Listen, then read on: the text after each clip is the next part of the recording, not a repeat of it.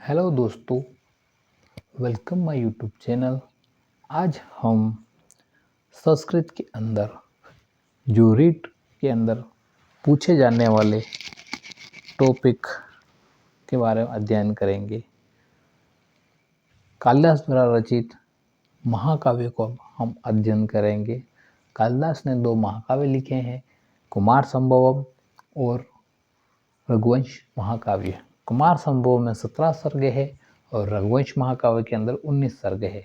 रघुवंश महाकाव्य में 31 राजाओं का वर्णन कर रखा है और कुमार संभव के अंदर ताड़कासुर का वध कार्तिकेय के द्वारा किया जाता है। इसका वर्णन कुमार संभव में किया गया है। तो हम अध्ययन शुरू करते हैं कि कालिदास का जो निवास है वो सर्वसम्मत विद्वानों ने उज्जैन माना है।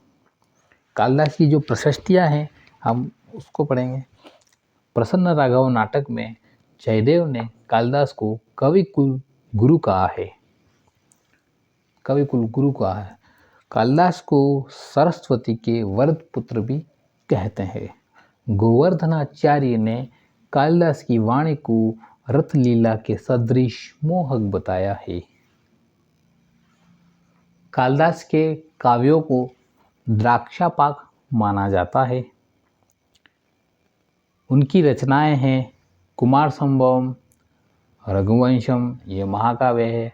हम आज कुमार संभवम का अध्ययन करेंगे। 2 खंड काव्य लिखे हैं, ऋतुसंहार, मेघदूतम, और 3 रूपक लिखे हैं, मालविकाग्निमित्रम, विक्रमोर्वशीयम, अभिज्ञान शकुंतलम। उसके बाद हम देखते हैं आगे। पहला जो महाकाव्य उन्होंने लिखा है वह कुमार संभवम लिखा है। पहली जो कृति है उनकी ऋतुसंहार है, जिसमें 6 ऋतुओं का वर्णन कर रखा है। और पहला जो रूपक लिखा है वह मालविकाग्निमित्रम लिखा है।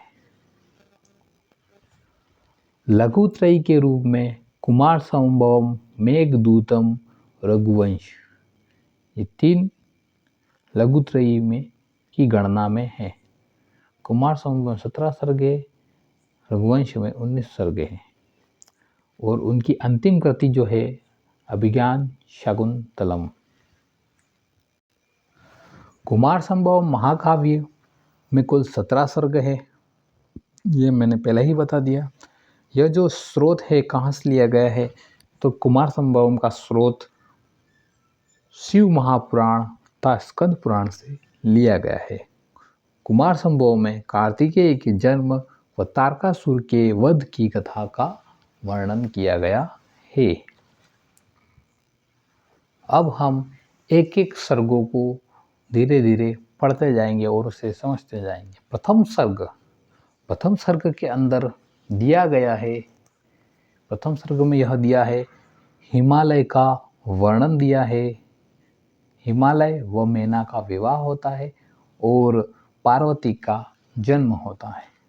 प्रथम सर्ग को उमोत्पत्ति कहा जाता है। उसके बाद द्वितीय सर्ग, जिसमें तारकासुर से जो पीड़ित देवता वगैरह हैं वह ब्रह्मा के पास जाते हैं, प्रार्थना करते हैं।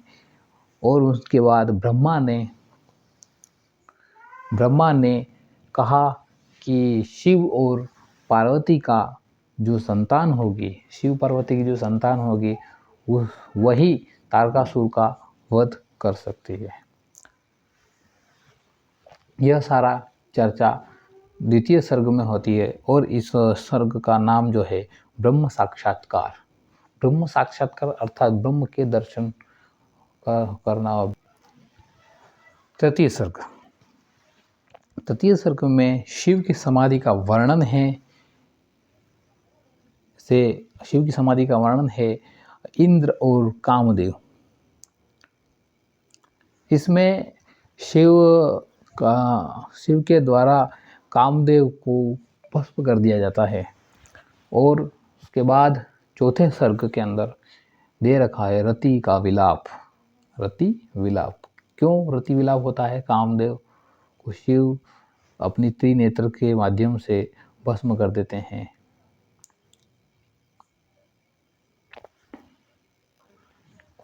पांचवा सर्ग। पांचवा सर्ग तपः फलोदय। तपः फलोदय कहा गया पांचवें सर्ग को। वटु वेशधारी शिव और तपस्विनी पार्वती का संवाद इसमें किया गया है।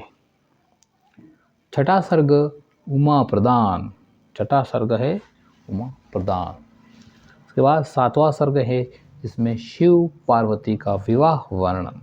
सातवां सर्ग 7 फेरे लिए शिव और पार्वती ने। सीधा सीधा याद हो जाएगा ये तो। छठा सर्ग हमें सीधा सीधा याद करना है, उमा प्रदान। पांचवा सर्ग वेरी इंपॉर्टेंट है, तपः फलोदय। वटु वेशधारी शिव और तपस्विनी पार्वती का संवाद।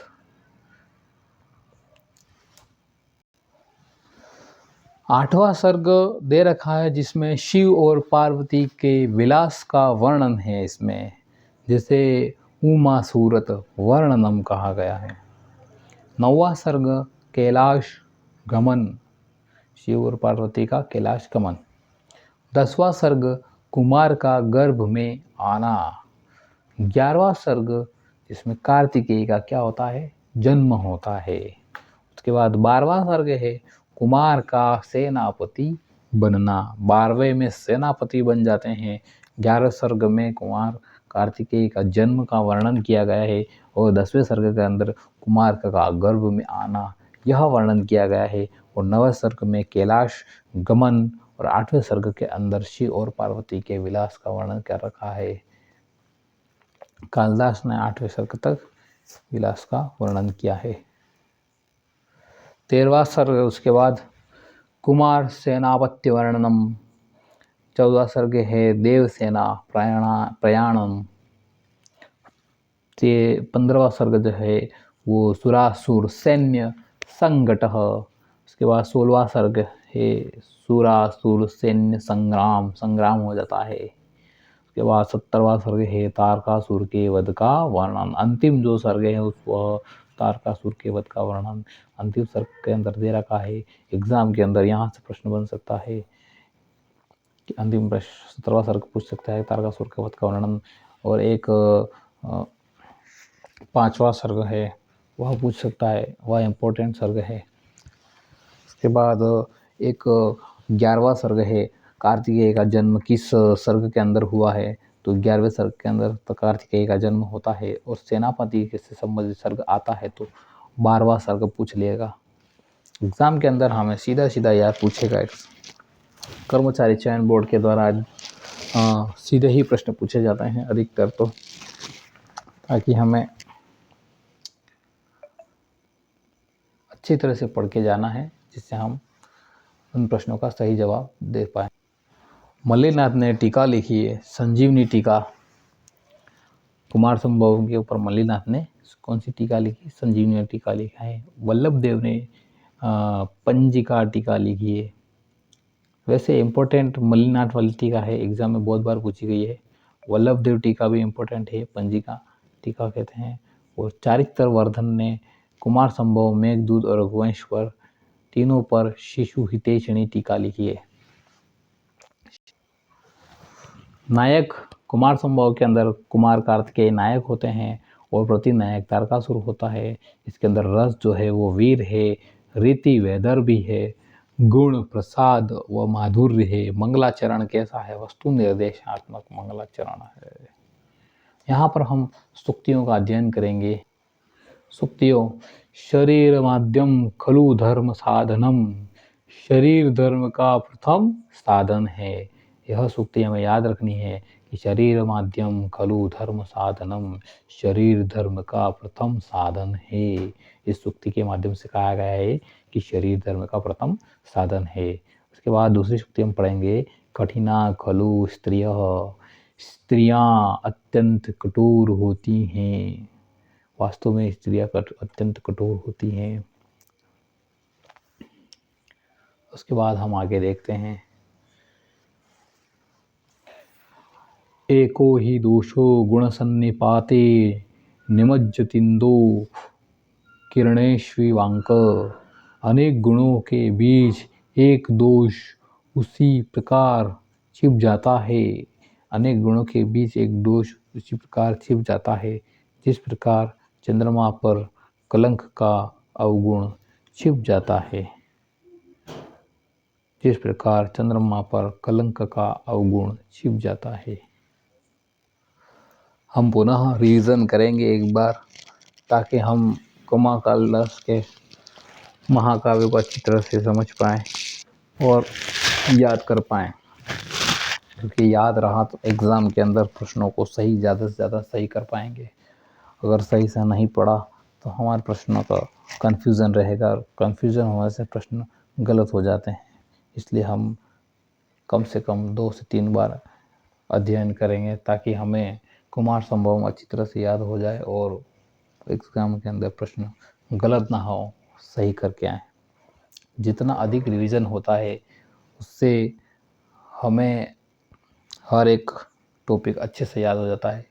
उसमें क्या बात है क्या नहीं, हमें अच्छे से याद रहता है, ताकि हम कंफ्यूज ना हो। क्योंकि एग्ज़ाम के अंदर हमें आते हुए प्रश्न भी गलत इसी वजह से हो जाता है कि हम कंफ्यूज हो जाते हैं, क्योंकि हमारे द्वारा अच्छी तरह से पढ़ा नहीं जाता है। 1 या 2 बार पढ़ने से हमें याद नहीं होगा, लेकिन उसको बार-बार दोहरान करेंगे तो वह चीज़ हमारे मस्तिष्क में बैठ जाती है, छप जाती है हमारे मस्तिष्क के अंदर। इसलिए हमें बार-बार दोहरान करना ज़रूरी है।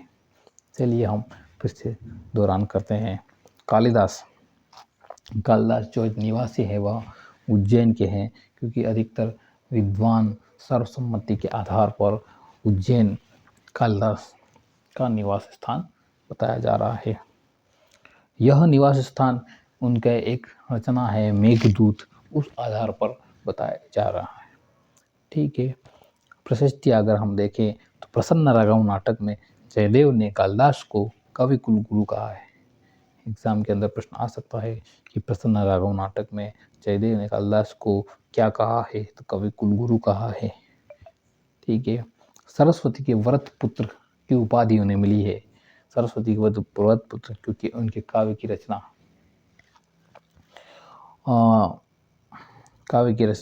में इतना विशाल और विस्तृत कर रचना की है। हाँ, उन्होंने गोवर्धनाचार्य ने कालिदास की वाणी को रत लीला के सदृश मोहक बताया है। एग्जाम के अंदर प्रश्न आ सकता है कि रत लीला के सदृश मोहक वाणी कालिदास की किसने बताया है, तो गोवर्धनाचार्य ने बताया है कि गोवर्धनाचार्य ने कालिदास की वाणी को रत लीला के सदृश मोहक बताया है। कालिदास के काव्यों को द्राक्षापाक माना जाता है। कालिदास के काव्यों को क्या माना जाता है? द्राक्षापाक माना जाता है। उन्होंने रचनाएं लिखी। एग्जाम के अंदर रचनाएं सीधी सीधी पूछ लेते हैं, थर्ड ग्रेड के अंदर तो विशेष सीधी तरह से ही पूछ लेते हैं। तो हमें रचनाएं याद होनी जरूरी है। 2 महाकाव्य हैं, कुमार संभव महाकाव्य है, 2 खंड काव्य हैं, ऋतुसंहार और मेघदूतम, मालविकाग्निमित्रम, विक्रमो वर्षियम और अभिज्ञान शाकुंतलम। अंतिम जो काव्य है वह अभिज्ञान शाकुंतलम है, कालिदास द्वारा रचित और प्रसिद्ध रहा है। यह अभिज्ञान शाकुंतलम दुष्यंत और शकुंतला की प्रेम कथा का वर्णन इसमें कर रखा है। पहला जो महाकाव्य उन्होंने लिखा है वह कुमार संभव लिखा है। प्रथम कृति उन्होंने ऋतुसंहार लिख रखी है, और प्रथम जो रूपक है वह मालविकाग्निमित्रम लिखा हुआ है।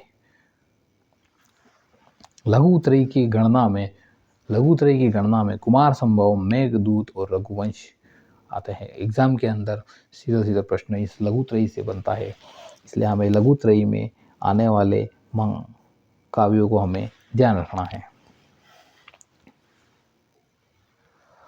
कुमार संभव में कुल 17 सर्ग हैं।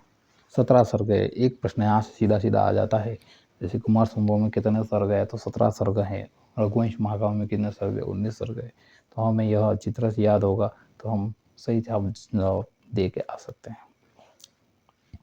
यह स्रोत कुमार संभव जो स्रोत है वह शिव महापुराण और स्कंद महापुराण से लिया गया है।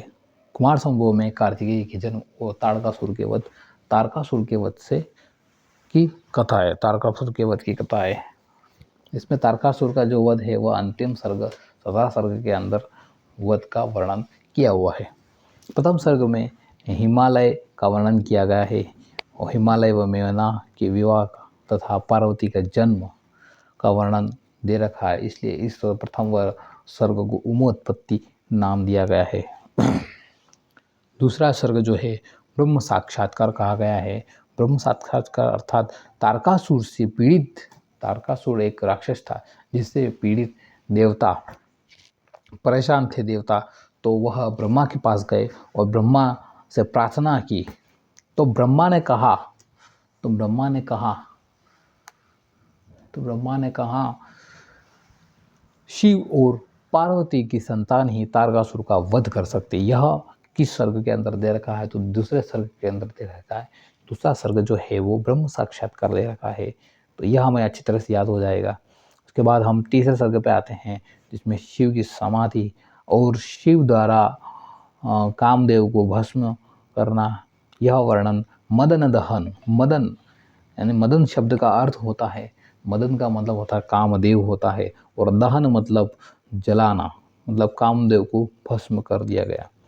उसके बाद चौथा सर्ग जो है इसमें रति विलाप, चौथा सर्ग है, चतुर्थ सर्ग में रति विलाप का वर्णन किया गया है।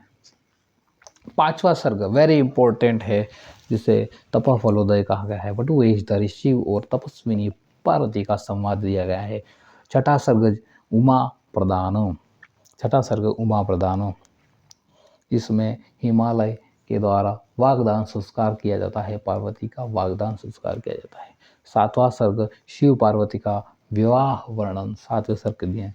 इसे याद करना बहुत आसान है। शिव और पार्वती का विवाह यानी कि 7 फेरे हो जाते हैं सप्तम सर्ग के अंदर, यह हमें बहुत अच्छा आसानी से याद रह जाएगा।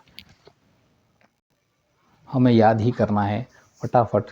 आठवां सर्ग शिव और पार्वती के विलास का वर्णन किया गया है, शिव और पार्वती के विलास का वर्णन किया गया है। उसके बाद 9वां सर्ग जो है वो कैलाश गमन शिव पार्वती। 10वां सर्ग कुमार का गर्भ में आना, कुमार का गर्भ में आना, यह सर्ग जो है वो 10वां सर्ग है। और कुमार का जन्म जो बताया गया है वो 11वें सर्ग के अंदर दिया गया है। 12वें सर्ग के अंदर कुमार को सेनापति बनाना, कुमार का सेनापति बनना, कुमार का सेनापति। उसके बाद 13वां सर्ग जो है कुमार सेनापत्य वर्णनम। 14वां सर्ग है देवसेना प्रयाणनम। 15वां सर्ग सुरसुरा सैन्य संगठः, 15वां सर्ग। 16वां सर्ग है सुरसुरा सैन्य संग्राम। 17वां सर्ग तारकासुर के वध का वर्णन 17वें सर्ग के अंदर दिया गया है। मल्लीनाथ की टीका, कुमार संभवम पर मल्लीनाथ की टीका, मल्लीनाथ ने संजीवनी टीका लिखी है, वल्लभ देव ने पंजिका टीके लिखी है, और चारित्रवर्धनम ने कुमार संभव, मेघदूत और रघुवंश तीनों के ऊपर टीका लिखी है जिसका नाम है शिशु हितेशणी टीका।